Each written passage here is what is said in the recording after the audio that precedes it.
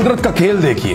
पहले वो अकेला था, पूरे लश्कर के सामने तन्हा, लेकिन इसके बावजूद वो मुकाबला करता रहा। उसके हाथ पांव बांध दिए गए। जिन्हें वो अपना समझता था, उन्होंने भी उसको धोखा दिया। पीठ में खंजर घोंपने वालों के बीच में वो आखिरी वक्त तक लड़ता रहा। बस जाते जाते उसने एक सवाल पूछा कि देखो, कोई रह तो नहीं गया इस मुल्क में जो मेरे खिलाफ ना हो, जिसने मेरे खिलाफ साजिश ना की हो। उसके इस एक जुमले ने उसके लोगों को जगा दिया।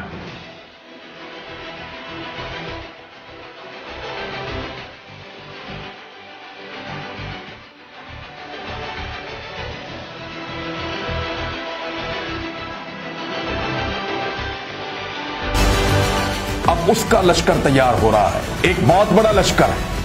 25 तारीख को मैं इंशाअल्लाह आपको इस्लामाबाद में मिलूंगा। वो अपने लोगों के साथ, अपने लश्कर के साथ निकलने वाला है। वो इस्लामाबाद की जानिब आएगा और शब खून मारकर उसके मुल्क पर जो कब्जा किया गया है उसको छुड़वाएगा। हमें जितनी देर वहां रहना पड़े इस्लामाबाद में हम रहेंगे। और उसके लश्कर के सामने, क्योंकि वो एक अवामी लश्कर है, ठहरना मुमकिन नहीं है।